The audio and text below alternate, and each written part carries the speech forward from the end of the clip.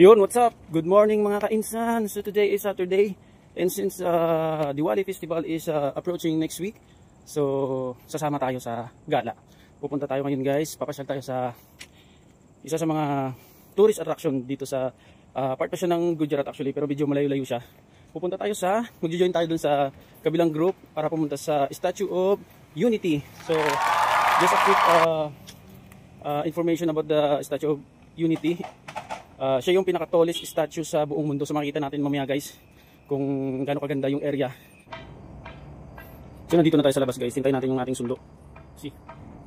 Alas 3 lang gising na ako guys kasi ang usapan 4. So medyo na-late yung service. So nagantay tayo ng for almost another hour. So it's already 5 in the morning dito. Malamig yung panahon. So feeling ko paparating na yung winter. Yung taglamig dito yon. Malamig na yung madaling araw. So nung pumunta kasi kami dito nung June, May. So ganitong madaling araw dumating ka ng airport. Mga alauna, ganun. Sobrang init guys, ang banas, parang tanghali na mabanas kahit madaling araw. Pero ngayon ang lamig, naramdam mo na yung lamig talaga. Parang dyan sa atin guys, pag tumama na yung lamig. Diba? Pag December malamig, so ganito na dito yung ambience ng labas. So yun guys, hindi na sila papasok dito sa Green Park kasi aranganin na. So doon na tayo sa labas mag-aantay. Parang I think nandun na sila. So i-meet na lang natin sila doon sa labas and larga na tayo.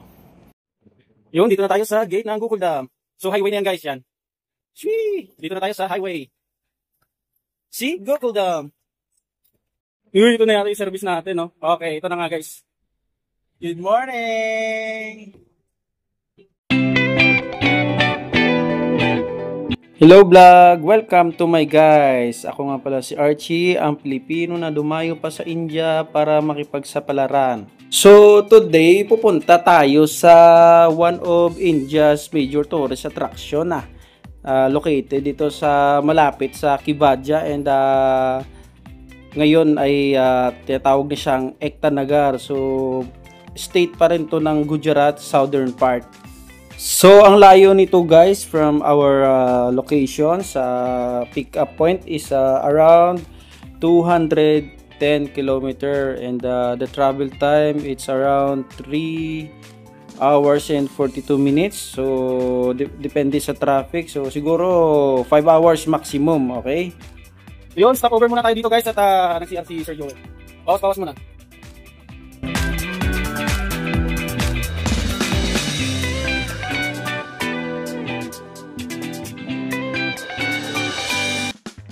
Another stopover na naman tayo dito guys. Ayan nagkaroon tayo ng kunting pagmi-meeting kung meron bang nadjerbak sa mga babae na yan, no? Ang gaganda.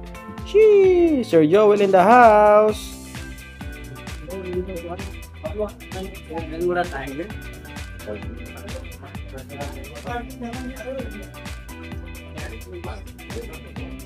Stop over muna guys. Stop over.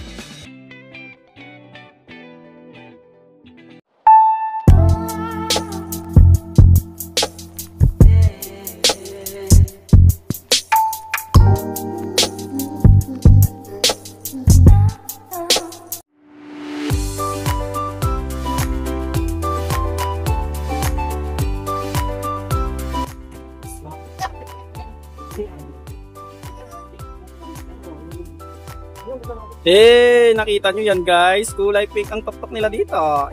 Kulay pink. Ang gara na waiting shed nila dito guys. Saan ka pa? So this is terminal guys. Terminal to. Pero tingnan nyo, ang gara ng waiting shed. Solar panel. Kikita nyo naman yan, solar panel. At saka pink ang kanilang matuktok. So parang yan yung guys yung pumupunta sa Statue of Unity. So kunyari, wala kang sasakyan, mag-travel ka through bus. So pagbaba nyo dito, I believe, yan yung mag-atid sa inyo doon. Kaya pink siya. Okay, gara sana all. From here, so the team decided to take our lunch na guys dahil we believe na bawal doon sa loob ng theme park magdala ng foods dahil meron din naman doon na mga tinda. So nagbaon na lang ang grupo para makatipid. Okay, so nandito tayo ngayon guys sa lugar na parang bus stop yata nila dito. So parang hindi yata sila pumapayag dito na private car tapos diretso doon. So kailangan namin mag-stop over dito and sumakay ng another vehicle. So it's either bus or tuk-tuk. So yung tuk-tuk nila dito yan, mga kulay pink and yan, Sacham. Sacham is our tour guide today.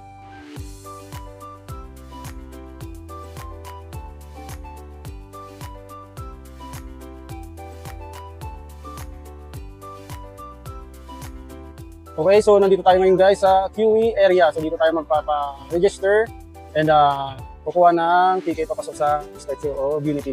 So yung payment dito guys is 1,530 INR. So 1,530 INR per person, and then if you are a foreigner, you need to provide passport. So bring your passport if you want to come here para sa identity. Okay, sa mga foreigner. So hinintay lang natin. Pinaprocess na ni Satcham doon sa loob. So see you later guys. So ito yung magiging mapa natin guys, yung nasa likod. So ganyan kalawak yung area na gagalaan natin sa loob. So makita nyo, ito yung statue, maliit. Tapos yan, ayan yung dalawang dalaginding nakasama natin. Yan, si Anne and Melody. So that's the map ng ating parang itinerary. Yan. So ang dami na rin tao guys na nagsipuntahan ngayon. So time is 10:37. So earlier, pagdating natin dito, wala pa masyadong tao. Pero makikita na natin na namumuo na ang mga tao sa pagpunta dito guys. So mga local to, and siguro mga galing din sa iba-ibang state. Okay, so ayan, dumadami na, and we expect na magiging maganda ang tanawin doon, at dinayo pa natin dito ng 210 km away. So we got our ticket now. May ticket na lahat. Ticket na pasok na, we're ready to go inside. Okay guys, so papasok na kami sa loob. So 10 to 12 ang entry time dito. So makita natin marami ng mga taong pumapasok, local and other people in the world. Guys, pinabalik kami kasi bawal ang bag sa loob. So balik kami sa service ngayon at iwan doon ang aming mga belongings. Okay? Back to base. And guys, pag pumunta ka dito, pag may mga bag kayong bitbit, no? So meron naman silang locker area dito. So hindi na tayo pupunta doon sa service para iwan yung gamit. Dito may locker area sila. Okay? So grupo-grupo kayo. So pagsama-samahin nyo na lang yung bag. So Sir Joel, yan, checking his all belongings, important belongings. Iwan na yung bag.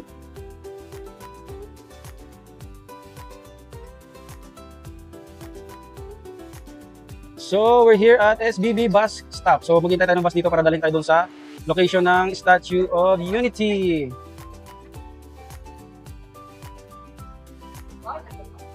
Enchanted Kingdom feels, no? Ang ganito. Tapos ang daming pila. Dito muna tayo sa waiting lounge ng SSB. Wow, ang lamig guys. Ang ganda ng loob. Aircon siya, and then may CCTV and everything. So ito yung makikita natin guys sa site. Yan, that's a statue. So ito yung waiting lounge ng SSB. Ganda. Parang pauwi na tayo ng Pinas. Maganda pa sa NAIA.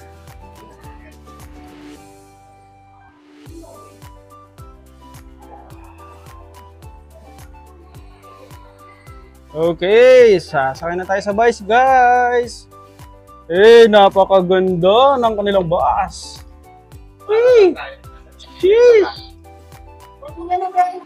So, nakasakay na tayo ng bus guys. Yan. Pupunta na to sa location. Ang mga tropa natin dyan. Food and Nutrition Complex.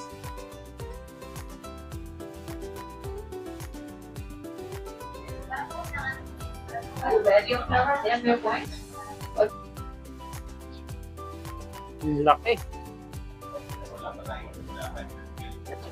Artista. Ma'am, papirma.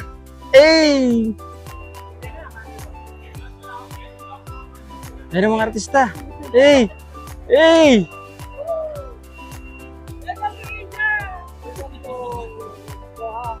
Okay, so nandito na tayo guys. Nag-drop off na tayo sa location. Ayan, so lakad-lakad tayo at makikita na natin ang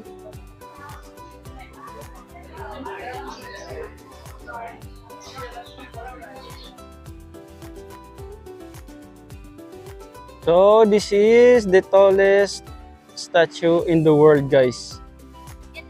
Yeah. Siya yung pinakamataas na statue sa buong mundo. Statue of Unity. So maganda yung history nito guys kasi dyan nagsisimula yung bakit tinawag siyang Statue of Unity. So siya yung Prime Minister, si Sardar Patel.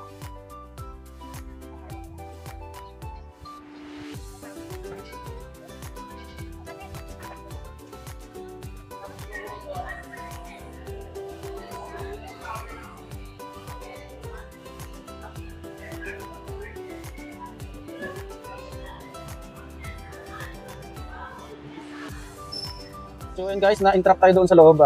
Kinuha na tayo ng details kasi mga foreigner tayo. So yun, for security purposes lang, kinuha yung identity. So all the Filipino, nagbigay tayo ng identity doon para clear tayo. So clear naman, and nandito na tayo sa loob. So napakaganda dito guys. Speechless ang dating kasi makikita mo yung, taas.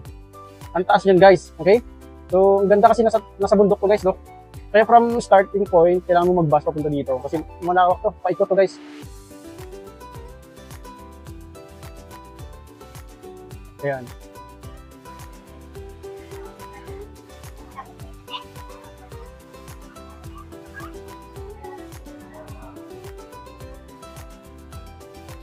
Another day, another ride na naman tayo guys. So hindi na natin alam kung saan tayo dadalhin ito. So we are with Sacham.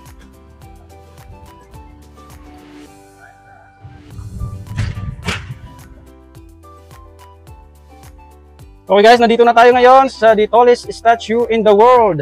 Okay, so it stands around 182 meters. So siya yung pinakamataas na statue sa buong mundo guys. So 182 meters siya.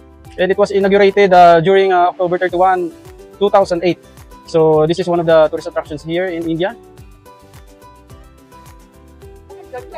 Whoa, 182 meters. World's tallest statue in the world.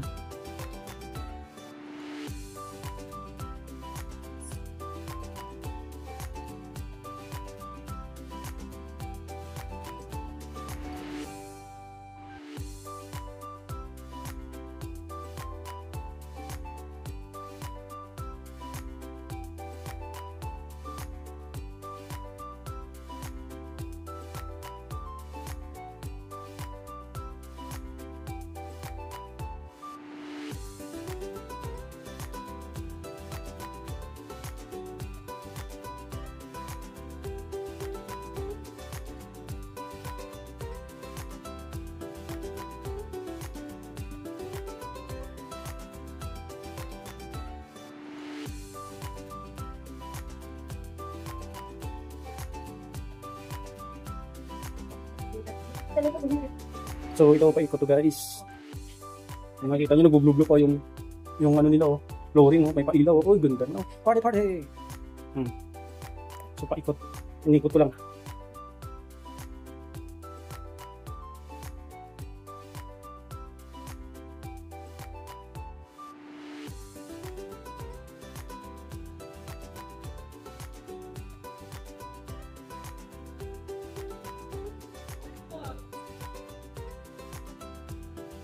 So, nandito tayo sa pledge wall. So, ano siya? Make a pledge in the footsteps of Sardar Patel. So, may mga pledge dito na pwede kang maglagay. And then, mag-appear yung name mo and yung pledge mo dito sa monitor at the back. Ayan.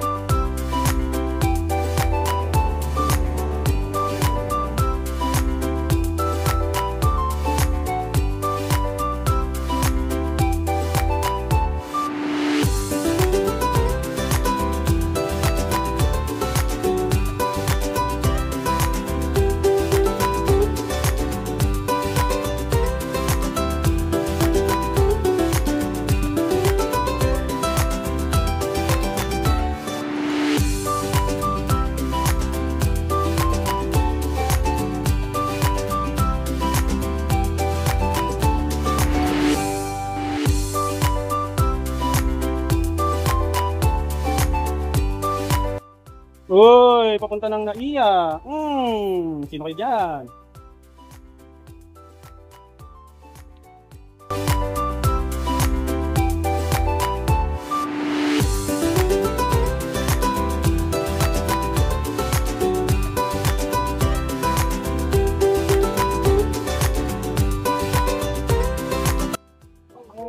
Your country? Philippines. Same. Where's Pinoy? America. He's a vlogger. Vlogger. Yeah, he's a vlogger. Vlogger.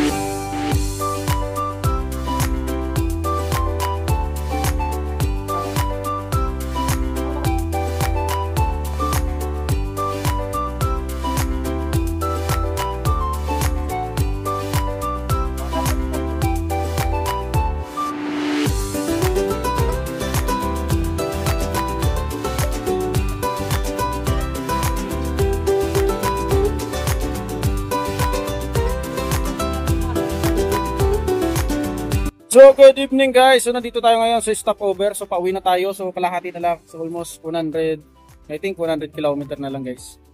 So nakakalahati na tayo and stopover muna tayo. Chai and restroom.